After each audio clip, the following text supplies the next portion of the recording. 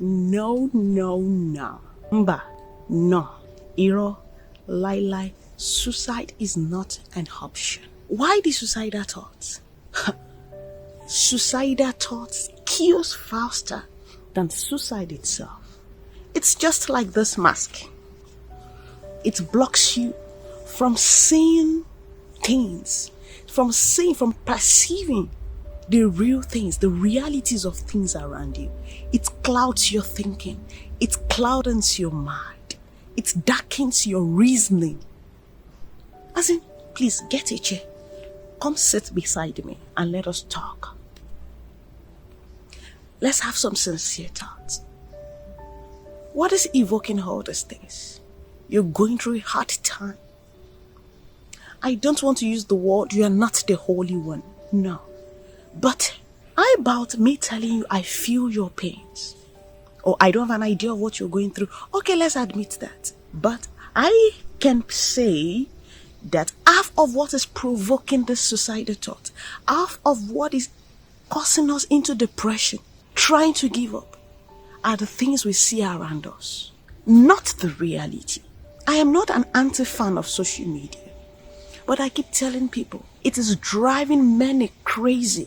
It is driving many out of the realities of their life. Let's take the word social. It is not personal. It's not the same thing as realistic. Many motivational speakers out there even contributed to this road of depression, the road of giving up, the road of suicide that many of us are tumbling into. They make us believe you need to be hardworking, you need to be persistent. They give us the principles, the keys. But many of us have been practicing this, and yet you're not seeing results.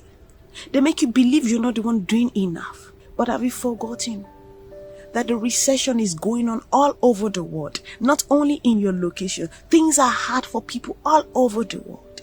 Forget what they are saying, what you are saying on the social media. That's what I started with that illustration. Social. Many people paint things that are not real, yet they're shedding a secret tear. And you are out there basing and judging, analyzing and, evaluating your life, your system, your progress, your result with what you're saying, socially accepted. What is socially accepted is not your reality. Come on, wake up.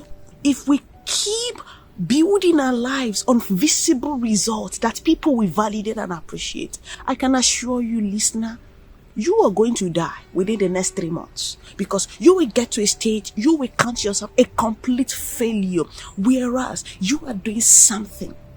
Social media, those motivational speakers out there do no longer encourage us impatient that there is a process, that there is stages.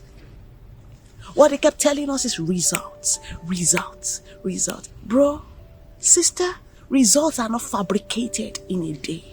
Even in the production companies, there are stages. Yes. So I wonder how you are busy beating up yourself, thinking you need to produce that result they made you believe is real in a day. Your life is not yet up. Your marriage must have failed. Your children might be giving you heart pains. Your ministry might be collapsing, You might even be struggling to feed. But the fact that you're seeing this video means there is hope. You stumbled on this not by chance, not by coincidence, but of divine intervention. You know what? You need a break. Yes. You need a break to reconnect to your reality. You need a break from all the societal prayers and societal definition of acceptance. Trying to do something that you think feels good for others. You need a break to connect to your real self, to connect to your purpose. You need a break to connect to your true identity, not lost in the crowd. Stop wearing a mask.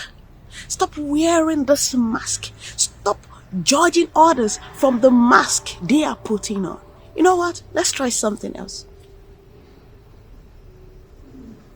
Did you even know if I was smiling or I was frowning? If you say I was frowning, partially right. If you say I was smiling, partially right. I did the two. I smiled and I frowned just in that short second. Many people are putting on a mask. You don't know if they are smiling or they are frowning. But you analyze from the half you see. Judging. I am gradually saying that it's getting tough in our society, getting tougher to be real in the social world. This generation, technology, internet is breeding more of fake people, more of competition, killing people silently. If no one is talking about this, if that's going to be the only thing I'll be doing, anytime you're depressed, get back to my channel. I'm not a motivational speaker, but I might be the only voice shouting that connects back to your real self. If not, the higher the people are making it and pursuing their success, the higher the rate of suicide. The hospitals are getting overfilled with depressed people. People are having health issues, obesity, diabetes, not because they have the money to enjoy their life and, eat carelessly. No. Many people, the only way they control their depression is just to keep eating, eat anyhow, just do shopping anyhow. That's also the only way to keep themselves stabilized. But that is not the best way to live. I want you to join me in this journey of living a sane life. I remember one of my articles 2 years ago on my blog, SOLOMONAYO, on Facebook. I said something. To keep myself sane, I must detach myself from the massive insanity going on in our generation, in the world. I don't need multi-thousand friends on Facebook. I don't need to be seeing everybody's profile. I don't need it. Don't cause me depression. The Bible says, guide your heart. Should you not even be a Christian? That is what we need. Guide what you see, what you perceive, what you hear, what comes into you. This is not only mental well-being. It is just like a higher dimension of mental well-being. You need to cut off. If it involves you cutting off from social media for the next 3 months to reconnect to yourself, to get back your sanity, dedication, and commitment, your purpose, your true identity, I encourage you to do that. I give you a thumbs up to do that. We need to stop this craziness of basing our lives on the numbers of likes, shares, comments going on in our profile. Many of us are killing ourselves with this. This is a salient point no one is talking about. Many youth, many teenagers start building their life on other people's validation. Yet we parade saying, don't be a man pleaser. But excuse me, many of us are men pleasers. Can you silently focus doing something, even when no one is saying it like, even when no one is encouraging you, even when no one seems to be seeing it? As long as you feel so fulfilled, as long as you feel so happy with yourself, I hope this will encourage someone out there. I remember when I wanted to start this video, I'm going to be handling with this personal story. I've never been a video person, a public facial person. I'm always someone behind the camera. I do many things, a lot of things, at organizations, but you will never see my photo, my picture. Let me use that word. And God kept telling me that I need to upgrade. I'm just a writer. That you need to start including, to connect to people physically. And he started discussing with me. And I told God, all this, build up a personal branding, this and that, this professionalized way of doing things. And you know what God ministered to me? He said, I don't need those things.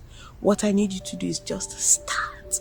He said, I am the one that will make you grow, that will announce you to your generation, not by your own professionalism and packaging and branding.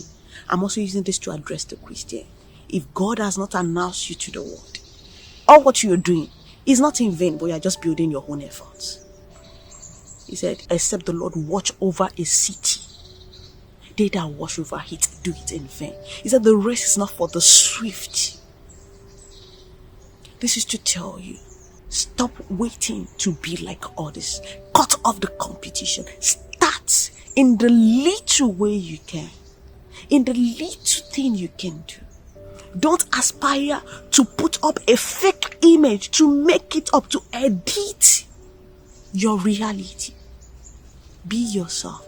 That is the only way you will find lasting joy and fulfillment in whatever you do. But should you start building up beyond your reality, try to build up a mask, you will fall flat. And you know what? Even should you get up there, loneliness will pull you down. Go and ask those that have risen ahead of their time. There used to be a major celeb, a young guy in France a few years ago. He runs like 21 shows in 2 weeks. He was a very popular guy. He reigned for like 3-4 years, and after a time, all what people had was he went into burnout. He was hospitalized and depressed for over 3 years. He had big managers, producers, they were pushing him, organizing big shows. People were paid heavily, €100, €150 just for a ticket. As in just for a normal ticket to watch him in projection. But where is he? He experienced depression, loneliness. People were pushing him to push up a reality that was not his own. Don't go into this. Let's journey together. SOLOMONAYO is here to journey with you. Let's hold our hands. Let's go back to God and pour out our pains to Him. He is a father before being a God to us. He created us in His own image. And when you say somebody's image, definitely you have a link with the person. He is your father. Pour out your heart to Him. Restore your peace. Get closer to Him. He is the one that loves you the way you are, that keeps encouraging you, giving you a thumbs up just the way you are. You are open, you're plain before Him without reproach, without shame, just the way you are. Come. I know this mask. Let's throw it away. God bless you. See you next time.